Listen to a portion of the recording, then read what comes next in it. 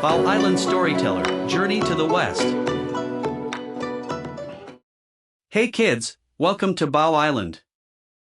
On Bao Island, every story has a taste. Today's taste is salty harbor wind and crispy fish cake tempura. This episode, we're in Keelung City. Today's story, Tang Monk's origin story. Welcome back to the Bao Island bus.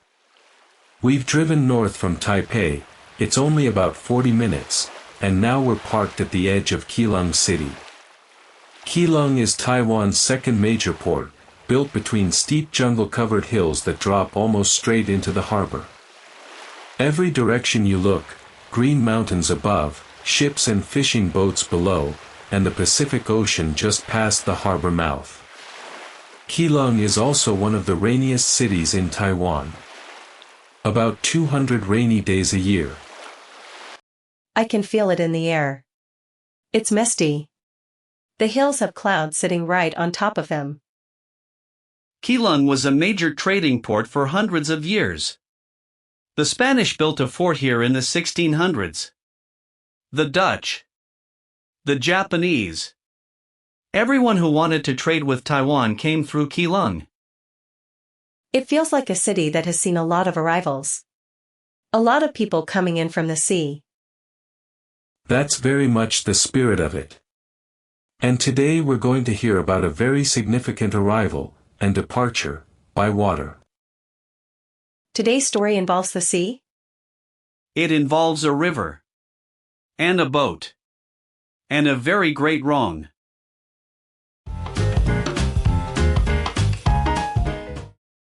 There's something in this harbor mist, fresh fish and the char of a deep fry basket, salt air and hot oil mixing above the temple steps, a smell that arrives with the fishing boats and stays all night. Excited, what is it? Tell me.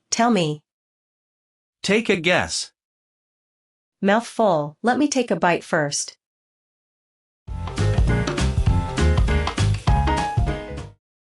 Excitedly, Keelung tempura. I need to explain immediately that this is not Japanese-style tempura. Totally different thing. What is it? Keelung tempura is a fish cake. Fresh fish, usually a mix of white fish, is ground into a paste, mixed with starch and seasoning, shaped into slabs or balls, and deep-fried until golden. Then you eat it on a skewer with a sweet and slightly spicy sauce on top, and sometimes a sprinkle of sugar. It sounds simple. It's perfectly simple. The outside is crispy and golden, the inside is springy and bouncy and savory. It has this satisfying chew that makes you want another piece immediately. And the sauce? Sweet, tangy, a little spicy, it brings out the fish flavor without covering it. The night market here is incredible at this hour. Miaokou, which means temple mouth, is named because it's right in front of an old temple. Over 100 stalls line both sides of the alley. Every stall has numbered signs so you can remember what you ate. This tempura is stall number 20-something and it has been here for decades. Eating a piece, that sauce is very good. Right? Okay, tell me about the origin story.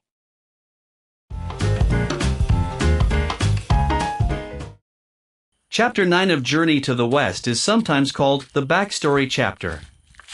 Before the Tang Monk sets out on his journey, we go back before he was born and to understand who he is and why his path carries the weight it does. I love a backstory. The Tang Monk's father was named Chen Guangrui, a scholar who had just passed the imperial examinations at the very top of his year. He was brilliant, young, and had just been appointed as the governor of a distant province. He married a woman named Wenjiao, the daughter of a prime minister. Everything was beginning well. Good start. He was traveling to his new post with his wife, who was pregnant. They stopped at a river crossing. A boatman offered to take them across. Quietly, a boatman. That night on the boat, the boatman, a rough, ambitious man named Lu Hong, looked at Chen Guangrui and thought, this man has a new government post. A salary. a high-ranking wife, fine clothes, and he has no weapons. I could take everything he has. Slowly, oh no. In the middle of the night, while Chen Guangrui slept, Lu Hong pushed him into the river. Quietly, he killed him. He stole Chen Guangrui's identity papers, his government seal, his travel documents, his fine clothes, and presented himself at the province as the new governor. Nobody had ever met Chen Guangrui in person. Nobody knew. He forced Yin Wenjiao, Chen Guangrui's wife, to go along with the lie, threatening to kill her if she ever revealed the truth. Horrified, she had to live with her husband's murderer pretending to be her husband? 4 years. With a child coming.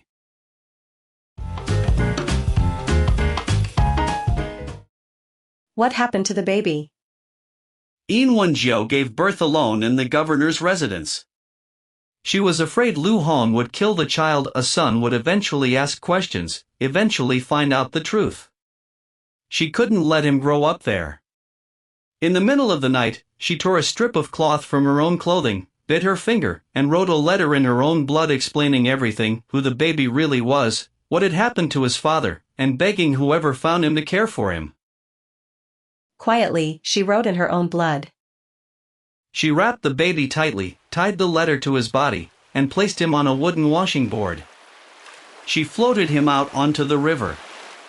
And then she went back inside and said nothing, waiting, not knowing if he would survive. She just let him go. Into the river. Trusting the water. She couldn't protect him where he was. The river was the only place he might be safe. Very quietly, that's one of the bravest and most heartbreaking things I've ever heard.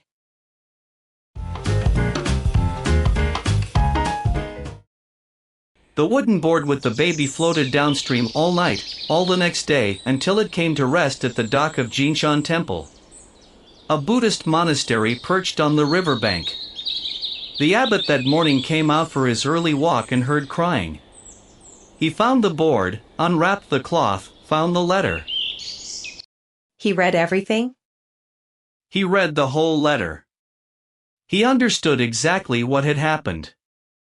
He took the baby inside, named him Jianglier, rescued from the river, and raised him as a monk. He grew up not knowing who he really was? Not until he was older.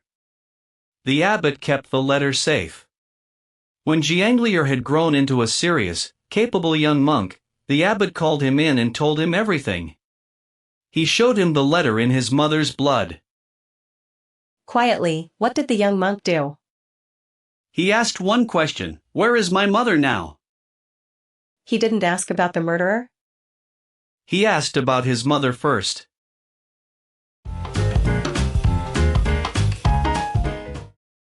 Good moment for a walk. We're going out to Heping Island. It's connected to the main city by a short bridge, just 10 minutes from the night market. The geopark there has some of the most dramatic rock formations you'll see anywhere in Taiwan. Oh wow. These rocks look like they've been sculpted. Like someone carved mushroom shapes out of them. Those are called mushroom rocks. They form because the sea and wind erode the softer rock underneath faster than the harder rock on top. So you get these columns with wider caps. Some of them look like toadstools, some like chess pieces. Standing on this coastline, looking at the sea, this is what Qin Guangrui's wife saw the morning she let the baby go. A coast where the water is unpredictable, the rocks are hard, and things that float away don't always come back. But this one did. Yes. This one came back. The geopark also has tidal pools, little natural pools carved into the rock by the sea. At low tide they're full of tiny fish, sea anemones, hermit crabs.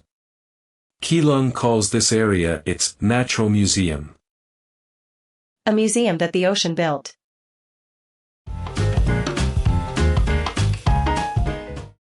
Excitedly, nutritious sandwich. This is a Keelung specialty and I need everyone to know about it. What makes it a Keelung specialty? It was invented here, you can't really find it anywhere else. Take a thick slice of white bread, hollow out the middle, deep fry the whole thing until it's golden and puffed. Then stuff the hollow inside with egg salad, ham, lettuce, a little mayo, and, this is the Keelung version, sometimes a scoop of potato salad too. The fried bread shell is crispy and golden outside, soft inside. The filling is creamy and cool. Hot and cold, crispy and soft, all in one bite. It sounds like a very generous sandwich.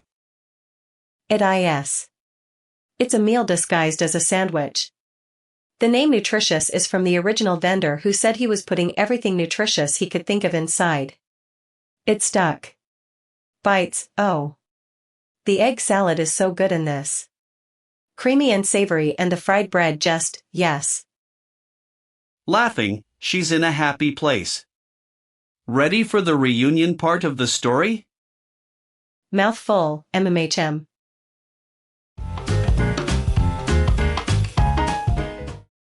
The young monk, now known as Tang Monk, Xuanzang, Tripitaka, found out he had a mother. He traveled to the governor's province. He didn't go with soldiers. He went alone, on foot. How did he find her? He went to the governor's residence, where Lu Hong was still living as the fake governor, and asked to see the governor's wife. The servants told him, she's ill. She doesn't see visitors. He sent a message, just 3 words, written on a small piece of cloth. What 3 words? Your son arrived. Sharply, oh. Yin Wenjiao, lying in her room, received the message. She stared at it for a long time. Her servants said, it must be a mistake. You should ignore it. She said nothing. Then she sent back one message, come at night. Through the side gate. She believed it immediately. After all those years, she believed it. That night, Xuanzang came through the side gate. She looked at him in the lamplight, the face of the baby she'd placed on a board in the river, grown up and wearing monk's robes. She started crying before he said a word. Quietly, she recognized him. She showed him the cloth from his baby wrappings, which she had kept hidden for 20 years. He showed her the letter, which the abbot had kept. They matched. The letter she wrote in her own blood, 20 years ago. He carried it back to her.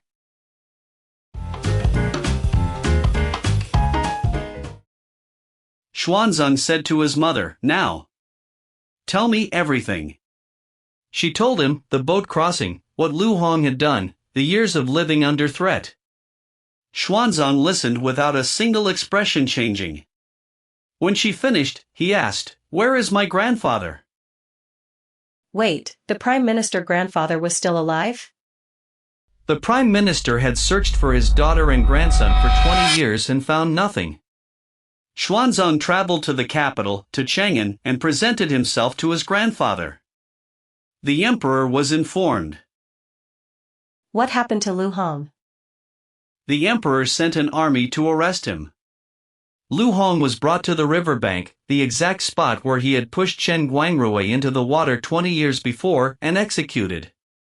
Justice measured out at the same location as the original wrong. Long pause, and Chen Guangrui, what happened to him? This is where the story gets very unusual. The Dragon King of the river, the god who governed those waters, had in fact kept Chen Guangrui's soul alive, preserved in the depths of the river, all those years. When the emperor and Xuanzang came to the riverbank to perform a memorial ceremony for him, the Dragon King released his soul. Chen Guangrui walked out of the water. Speechless for a moment, he walked out of the river. After 20 years. Some things are preserved under the water until the right moment brings them back to the surface.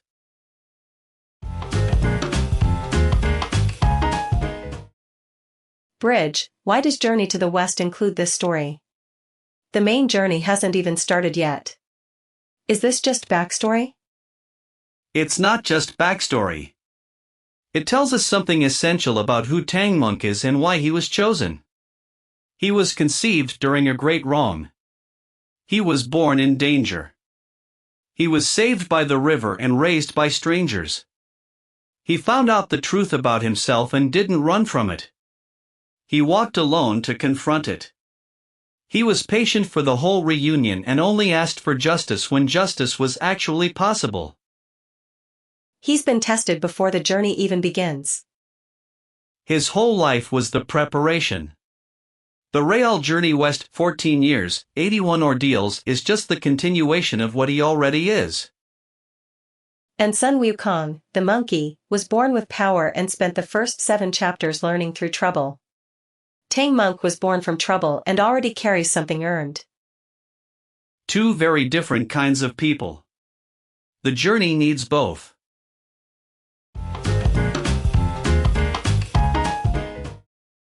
Keelung gets its rain from the northeast monsoon from October to March. While the rest of Taiwan is dry in winter, Keelung stays wet and misty. The city has adapted around this, covered market arcades, shop awnings that extend all the way to the street, night markets where the stalls stay open through drizzle because the locals just keep eating. I love that. The city adapted to the rain instead of fighting it. There's a lesson there. Accept what you can't change. Work around it. Make a covered arcade.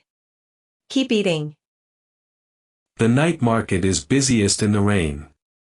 People come out more, everyone needs a hot bowl of something. Looking around, it's starting to drizzle right now and this place is absolutely packed. Some cities get quiet when it rains. Keelung gets hungry.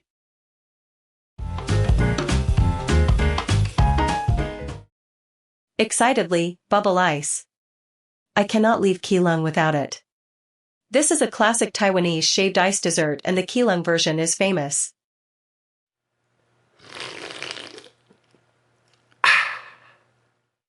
What's in it? Finely shaved ice, much finer than regular ice chips, almost like snow, gets scooped into a bowl and then toppings go on top.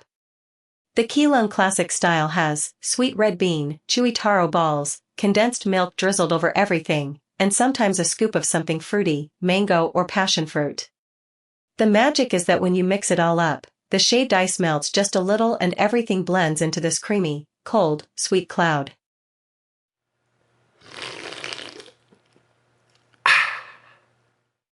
On a warm evening. Or a drizzly cool evening. Honestly both.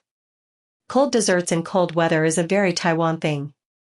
You eat shaved ice in January and you enjoy every spoonful. I have to agree. This is very good. Happily, right? We can come back to Keelung just for the bubble ice.